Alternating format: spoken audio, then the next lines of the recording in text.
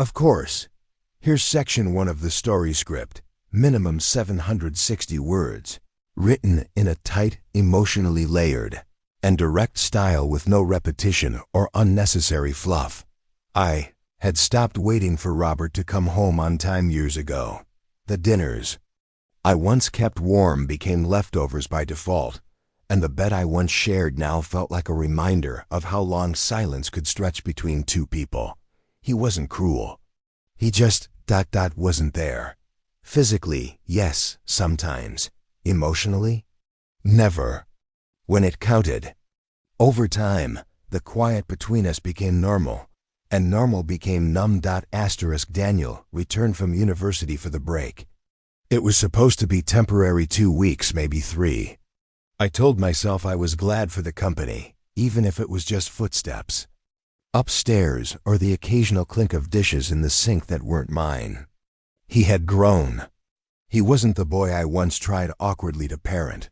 Taller now, quieter, but thoughtful in a way that struck me. He offered to help with groceries. He remembered how I liked my tea. And he listened, not the way people nod politely, but really listened. 3 days in, I found a small folded paper tucked under the sugar jar. I unfolded it, expecting the shopping list. Instead, it read, "Thank you for always seeing me, even when Dad didn't. I've never told you that. You made this house feel less cold."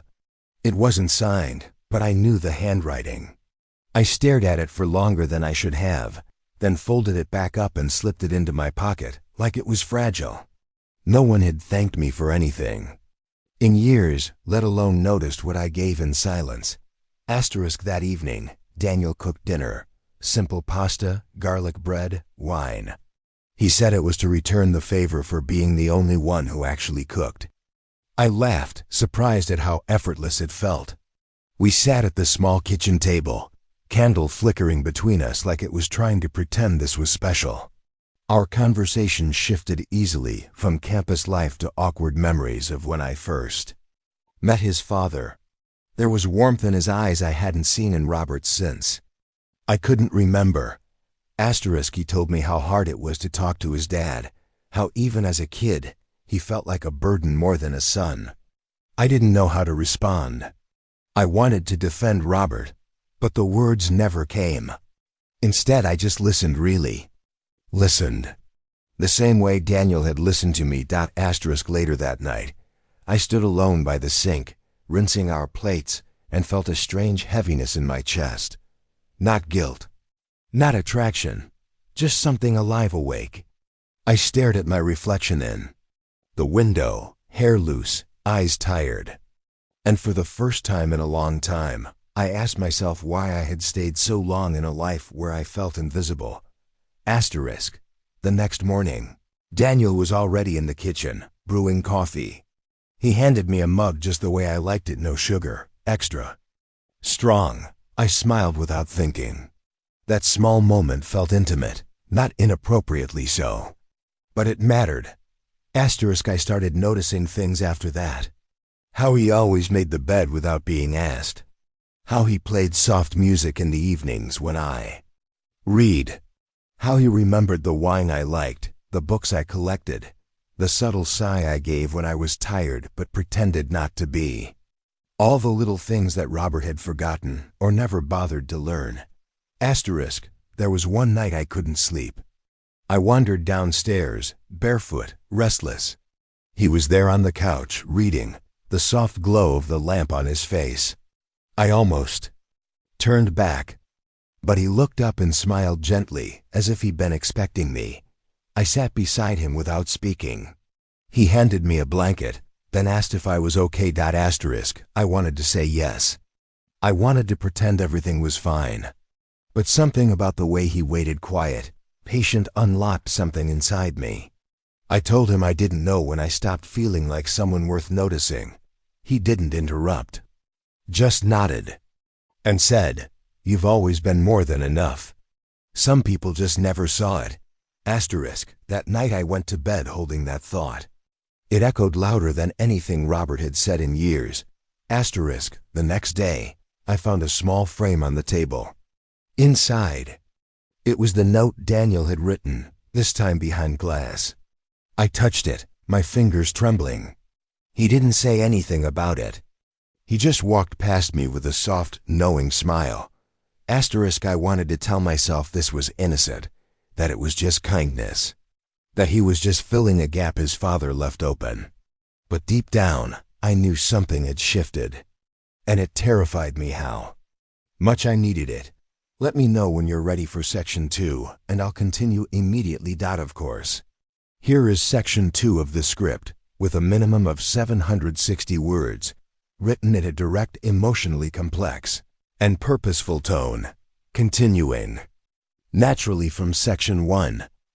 Days passed with a rhythm that felt dangerously comfortable.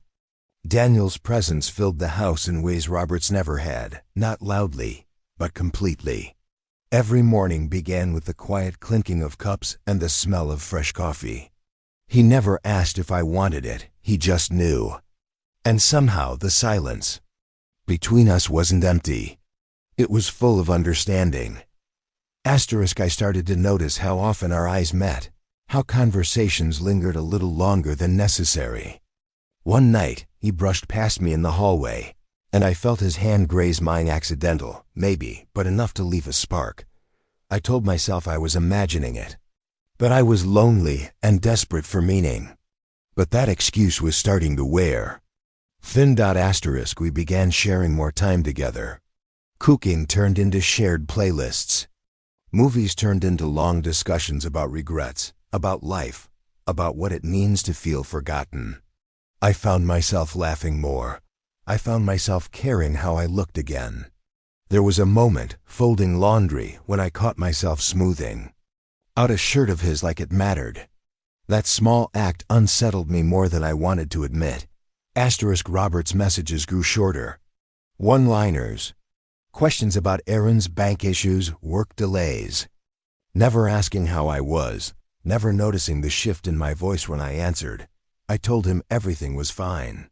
It was easier than explaining a truth I hadn't yet named. It rained hard one evening. The power flickered. I stepped outside to pull.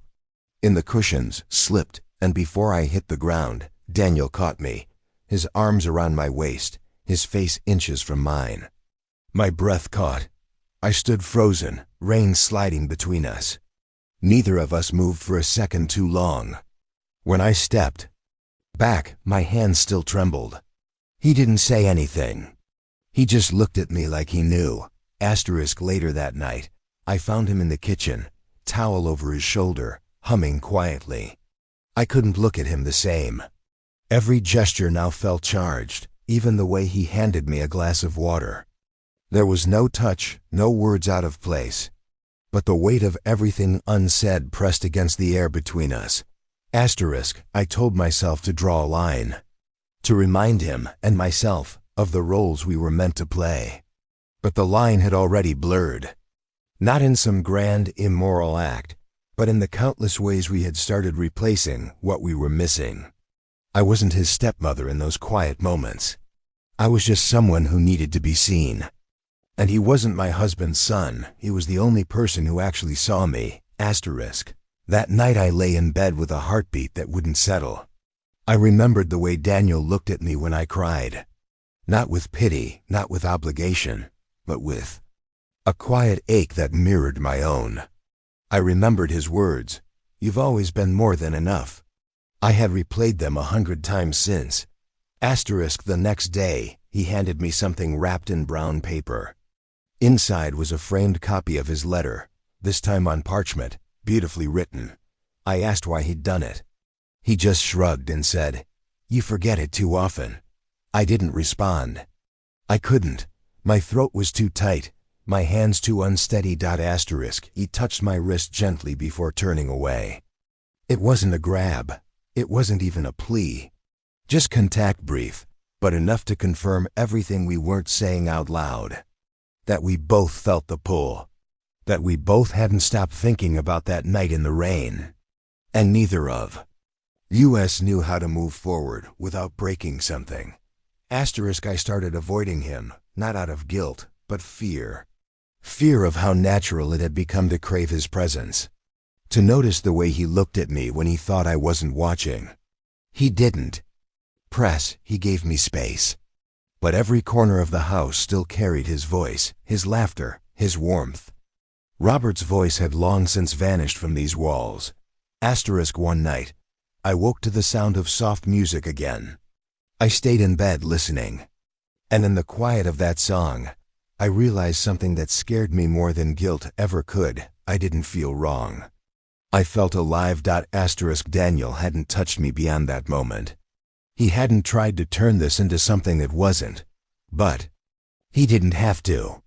Every look, every word, every unspoken truth between us had already done the damage. And somewhere deep down, I think we both knew there was no going back. Let me know when you're ready for section 3, and I'll continue. The final act. Here is section 3 of the script, minimum 760 words, written tightly and directly with no repetition or filler, completing the emotional arc as requested. Robert called to say his business trip was extended another 3 weeks. He didn't ask if I minded. He just assumed I'd understand the same way I always had. I hung up before the silence between us grew heavier. Daniel walked in minutes later, asked if I was okay. I nodded, but I think he knew I wasn't. Lying felt unnecessary. Now we spent the weekend at the lake house. It was supposed to be an escape. A break from routine. We packed light, barely spoke during the drive, but the air between us buzzed with things neither of us had the nerve to say. At night, we drank wine and played music. The mood was light, almost innocent, until the silence stretched long enough for our eyes to meet and hold. He reached out first. Not with urgency, not with demand, just a touch, gentle and hesitant, waiting for rejection. But I didn't pull away. I leaned into it, into him. It didn't feel rushed. It didn't feel reckless. It felt like something long overdue, as if everything that led to this moment had been a slow, inevitable fall. And when it finally happened, it wasn't about lust. It was about 2 people clinging to something warm before they went cold again. The next morning, he made coffee like nothing had changed, but everything had. I couldn't look at him the same. I couldn't look at myself the same. Guilt hovered, but it wasn't overwhelming. It was quiet, lingering in corners, not screaming, just whispering reminders. I thought he'd be shaken or distant, but he wasn't. He smiled the same, moved the same, asked if I wanted breakfast like we were still on either side of a line. We both knew we'd already crossed. I avoided him for the rest of the day, not out of regret, but confusion. I didn't know what it meant. I didn't know if it was a mistake, or if calling it that was just easier than facing what I truly felt. That night, he sat beside me, not touching, not pressing. He waited, then said, "You don't have to say anything," but I meant every moment. I stayed silent, not because I didn't feel the same, but because I did. When we returned home, Robert had sent flowers. No note, just a card that read, "Sorry I've been distant." I threw it in the bin before Daniel saw it. Too little, too late. His gestures were always reactive, never intentional. A cycle of absence and apology that I no longer cared to endure. The house felt smaller now. Not because of what happened, but because I had finally realized how long I had been shrinking myself to fit inside it. Daniel didn't bring it up again. He gave me space. But he never stepped back emotionally. He stayed close, without pressure, without fear. I admired that in him, how he carried truth without needing permission. I started to envy it. One night I told him, "I don't know what this means." He answered, "It doesn't have to mean something yet. It just has to be honest." And it was. That's what terrified me. Robert came back the following week. Walked into the house like he always had. Kissed my cheek, commented on the dust. Then disappeared into his office. He didn't ask how I'd been. Didn't notice the framed letter on the mantel. Didn't sense the shift in the air. Everything resumed as if he never left. Except I had Daniel, and I barely spoke in front of him. We didn't need to. What passed between us had already rooted itself too deeply to be erased by proximity.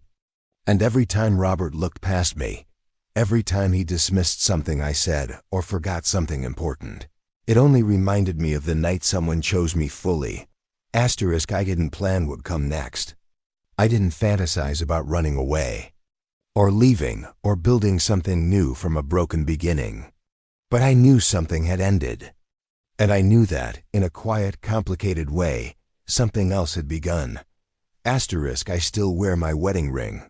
I still sleep beside a man who doesn't ask why I cry at night. But I no longer feel married. I feel haunted by the memory of what love could look like if someone actually paid attention. Daniel's presence is quieter now. He's respectful, careful, but every so often, when we pass each other in the hallway or share a glance across the room, there's an understanding neither of us has to explain. We shared something, not a mistake, not a fantasy. Just the truth, however brief. And the truth is, one night, I let someone remind me of what it felt like to be chosen. Not out of obligation, not out of routine, but because, for once, someone saw me and stayed. Let me know if you'd like the title and description for this story, or if you're ready for a new one. Here is section 4 of the story script, minimum 760 words. Continuing the narrative cleanly, sharply, and without repetition, focused entirely on emotional consequence, internal conflict, and the lingering tension of the fallout. I started counting silence instead of days. The way Daniel and I avoided each other now wasn't born out of guilt, it was self-preservation. Every step we took near each other had to be measured, every word carefully chosen.